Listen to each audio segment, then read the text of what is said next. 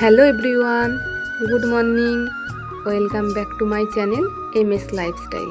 আশা করি তোমরা সবাই ভালোই আছো, আমিও ভালো আছি। আরও একটি নতুন ব্লগ নিয়ে চলে আসলাম। তোমরা কিন্তু ব্লগটা কন্টিনিউ দেখতে থেকো, কেউ স্কিপ করে দেখো না। আর তোমাদের অনেক ভালোবাসা রইলো আমার পক্ষ থেকে। তোমরা যে যেখান থেকে আমার ব্লগটি দেখছো না কেন, সবাই সুস্থ থেকো, ভালো থেকো, আমরাও ভালো আছি। দেখো বন্ধুরা, সকালে উঠেই বাসন মাজতে বসে পড়েছি। আজকে অনেকগুলো বাসনই বেরিয়েছে আমার, মাজতে বেশ অনেকটা টাইমই লেগেছে। আর এদিকে দেখো, ছেলে আমার সাথে এসে কথা বলছে, এটা ছেলের বন্ধু হয়, ওরা দুজনে একসাথে খেলা করছে। আর আমি সকালে একটু প্রেসারে সিদ্ধ ভাত করেছিলাম, তাই প্রেসার কুকারটাও মেজে নিচ্ছি। আর তোমাদের দাদাভাই খেয়ে গেছে, কাজে গেছে। তা আজকে আমার একটু লেট হয়ে গেছে উঠতে, ঘুম থেকে দেরি হয়ে গেছে। সেই জন্য বললাম যে তুমি আজকে একটু খেতে এসো কষ্ট করে, আজকে আমি রান্না করে দিতে পারলাম না। তা বললো ঠিক আছে, ওটা তো হতেই পারে, সব দিনকার মানুষের সমান হয়। তাই বললাম, বলে ও শুধু সকালে খেয়ে চলে গেছে, দুপুরে আবার খেতে আসবে। আর দেখতে পাচ্ছ যে আমার ছেলে একটা কোটো নিয়ে আসলে, কোটোটার মধ্যে কিন্তু একটা কই মাছ আছে, ও খেলা করে। তারপরে দেখো বন্ধুরা, আমার বাসন মাজা হয়ে গেছে। বাসন মাজার পর আমি উঠোনটা ঝাড় দিয়ে নিচ্ছি। আর সকাল হতে না হতেই রোদ উঠে যায়। তারপরে আশপাশটা ভালো করে ঝাড় দিয়ে পরিষ্কার করে নেব। আর উঠোনটা একটু ভেজা ভেজাই আছে, কারণ বৃষ্টি হচ্ছে এখন প্রতিদিনই।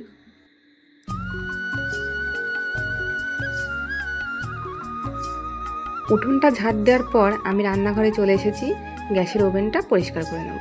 কারণ গ্যাসের ওই যে প্রেসার কুকারে ভাত রান্না করেছিলাম, সিদ্ধ ভাত, তো তা ফ্যান পড়েছে, তাই আমি যে ওভেনটা আর একবার মুছে পরিষ্কার করে নিই। তাই ওভেনটা পরিষ্কার করতে আমি বসে পড়েছি।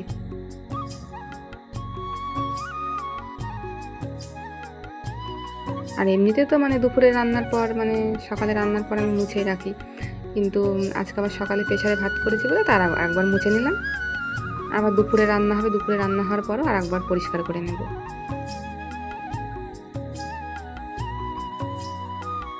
আর সকালের সিদ্ধ ভাতটা কিন্তু ভালোই লাগে খেতে, বেশ আলু সিদ্ধ দিয়ে ভাত করলে ফেনা ফেনা ভাতটা বেশ ভালোই লাগে খেতে। তারপর দেখো, গ্যাসের ওভেনটা আমার মোছা হয়ে গেছে।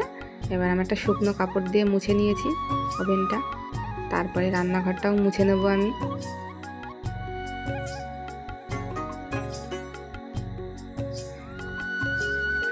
তারপরে এদিকে ঘরের কাজও আমার করতে হবে, বিছনা গুছানো, ঘর ঝাড় দেওয়া, এগুলো তোমাদের সাথে আজকে শেয়ার করিনি। ভাবলাম যে প্রতিদিনই তো তোমাদেরকে দেখাই, তাই জন্য আজকে আর ওই ঘরের কাজ আর কিছু শেয়ার করিনি, রান্নাঘরের কাজটাই তোমাদেরকে দেখালাম।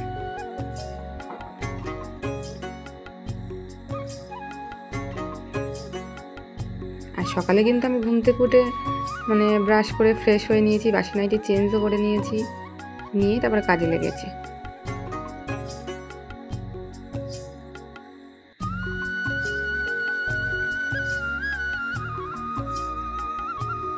আমার আবার দুপুরেও রান্না করতে হবে, রান্নার একটু জোগাড়টাও করতে হবে। এই ঘরের কাজ কমপ্লিট করে নিয়ে তারপর ওই ঘরের কাজটাও কমপ্লিট করে নেব, নিয়ে তারপরে আমি রান্নাঘরে এসে রান্নার কাজে লাগবো। আর দেখো বন্ধুরা, যে আমাদের বাড়ির সাইডে আমার ঘরের সাইডে যে জায়গাটা দেখো না, যে পেঁপে গাছগুলো আছে, সেখানটায় দেখো অনেকটা জায়গা আছে আমাদের, বেশ এখানে একটা ঘর হয়ে যাবে এমন জায়গা আছে এতটা। তা ওই জায়গাটায় খুব জঙ্গল হয়ে গেছে, আর বৃষ্টি হচ্ছে তো জঙ্গল, প্রচুর জঙ্গল হয়ে গেছে। সেই জন্য তোমাদের দাদা ভাই একজনকে বললো, এইটাও একটা দাদা হয় আমাদের, এই দুটো বাড়ির পরে বাড়ি, এই দাদাটাকে বললো যে আমাদের এই ঘাসগুলো কেটে এই জায়গাটা পরিষ্কার করে দিতে। তোমাদের দাদা ভাই করতো, এবার ওর না একটু অ্যালার্জির প্রবলেম আছে, সেই জন্য ও আর করেনি, কারণ এইসব কাজ করলে ওর অ্যালার্জি শুরু হয়ে যাবে, চুলকানি, সেই জন্য আর করিনি। তাই দাদাটাকেই বলেছে করে দেওয়ার জন্য, এই দাদাকেই জোর নিয়েছে। তা দাদাটা তো কত সুন্দর করে দেখো পরিষ্কার করে দিয়েছে, খুব সুন্দর করে পরিষ্কার করে দিয়েছে। আর জায়গাটা দেখতেও ভালো লাগছে, এখন পুরো জঙ্গল হয়েছিল, তা তোমাদের দাদা ভাই এখন এই যে পরিষ্কার তো করেই দিয়েছে। এবার মাটিটা সমান করে এই জায়গাটায় সবজি শাক টাক লাগাবে, সেগুলো কিন্তু তোমাদের সাথে আমি সব শেয়ার করব যখন করবে। তা কিন্তু পরিষ্কার করার পর ভালোই লাগছে দেখতে, ছেলেও একটু খেলা করছে দেখো। তারপরে দেখো বন্ধুরা, আমি রান্নায় চলে এসেছি, কারণ ও আবার খেতে আসবে, তাড়াতাড়ি তো রান্নাটা কমপ্লিট করতে হবে। যে ভাত বসিয়ে দিয়েছি, ভাতটা ফুটেও গেছে। আর এইদিকে আমি ডাল বসিয়ে দিয়েছি, মুসুরির ডাল, আর তার মধ্যে পেঁপে দিয়ে দিয়েছি, গাছের পেঁপে। এটা মুসুরির ডাল দিয়ে পেঁপে দিয়ে রান্না হবে। আর রান্না হবে আলু ভেন্ডি ভাজা, মানে আলু কেটে নিয়েছি আর কটা ভেন্ডি ছিল, ওগুলো দিয়ে দিয়েছি আলুর মধ্যে দিয়ে একসাথে করে আমি ভাজা করছি এটা। আর একটা স্পেশাল জিনিস আজকে রান্না হবে, সেটা হচ্ছে ঘেটকুল পাতা বাটা, আমাদের বাড়ির গাছের, মানে এক জায়গায়, মানে এক ঝাঁক পুরো ঘেটকুল পাতা হয়েছে। সেখান থেকে তোমাদের দাদাভাই সকালবেলা তুলে দিয়েছিল, বললো যে আমি বললাম যে কাজে তুলে দাও, বাটা করবো, তা ও তুলে দিয়েছিল। সেই পাতাটা আমি ভালো করে ধুয়ে নিয়েছি, ধুয়ে নিয়ে হচ্ছে কড়াই দিয়ে দিয়েছি, মানে একটুখানি ভাপিয়ে নেবো, তাহলে পাতাটা কমে আসবে, বাটতে আমার সুবিধা হবে। আর রসুন দিয়ে দিয়েছি, কাঁচা লঙ্কা দিয়ে দিয়েছি, আর লবণ দিয়ে একটু নাড়াচাড়া দিয়েছি, একদম অল্প একটু হয়ে গেছে পাতাটা।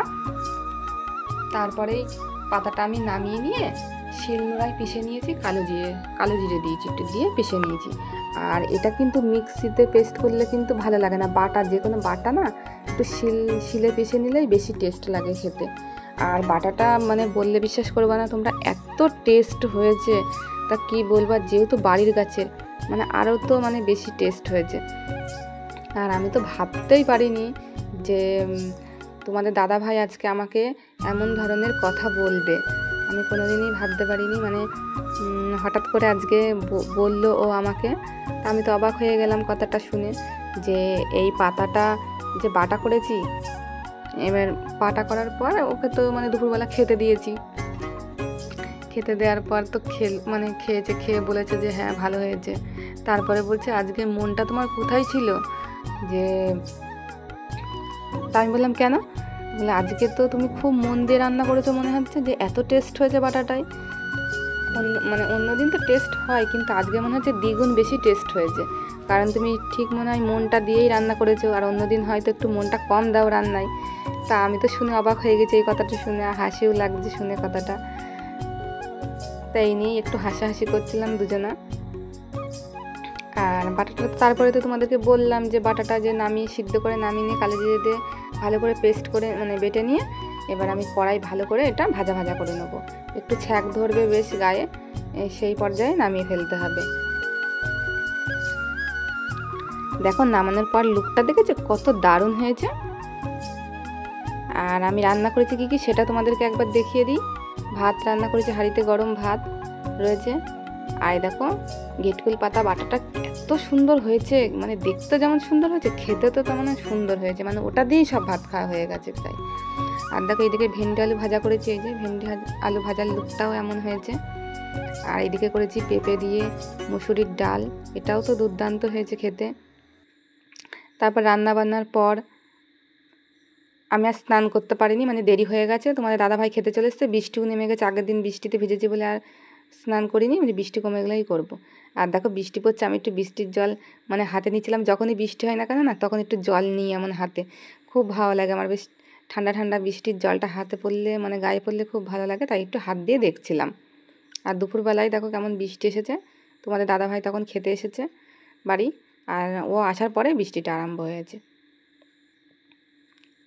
আর বৃষ্টি হলে পর তো দেখতে খুবই সুন্দর লাগে পরিবেশটা। হ্যালো বন্ধুরা, চলে আসলাম দুপুরবেলা তোমাদের সামনে, এখনও স্নান করতে পারিনি, মানে রান্না করতে করতে বৃষ্টি চলে এসেছে, স্নান করা হয়নি। তা তোমাদের দাদাভাই খেতে চলে এসছে, ওকে খেতে দিয়েছি, আজকে স্পেশাল একটা জিনিস রান্না করেছি, তা ওকে দিয়েছি, ও দেখি খেয়ে কি বলি তোমরা দেখো। ঘেটকুল পাতা বাটা করেছে, বাড়িতে হয়েছিল গাছ, সকালবেলা আমি তুলে দিয়েছিলাম কাজে যাওয়ার আগে। তা তোমার দিদিভাই বললো যে বাটা করি তাহলে খাওয়া, তা দুপুরবেলা ঘেটকুল পাতা বাটা করেছে, আমি খাই, খেয়ে কেমন টেস্ট হয়েছে সেটা তোমাদেরকে জানাই, তারপর তোমার দিদিভাই একটু খুশি হবে।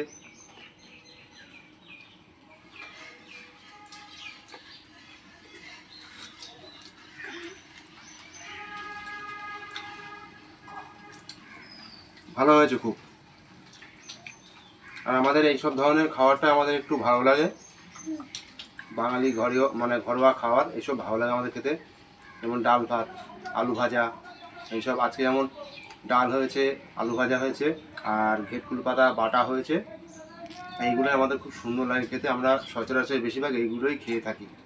আর মাছ মাংস তো ওগুলো আছেই, ওগুলো তো অত পছন্দ হয় না, এগুলোই ভালো লাগে, তাই এগুলোই খাচ্ছি। ঠিক আছে, পরে আবার আসছি। হ্যালো বন্ধুরা, চলে আসলাম তোমাদের সামনে রাত্রে। আমাদের খাওয়া দাওয়া সব হয়ে গেছে, এখন শুয়ে পড়বো, ঘুমও পেয়েছে। তা ব্লগটি আজ এই পর্যন্তই। দেখা হবে আরও একটি নতুন ব্লগের সাথে। আর আমার ব্লগটি যদি তোমাদের ভালো লাগে, লাইক, কমেন্ট, শেয়ার ও সাবস্ক্রাইব করে দিও। আমাদের পাশে থেকো। Good night.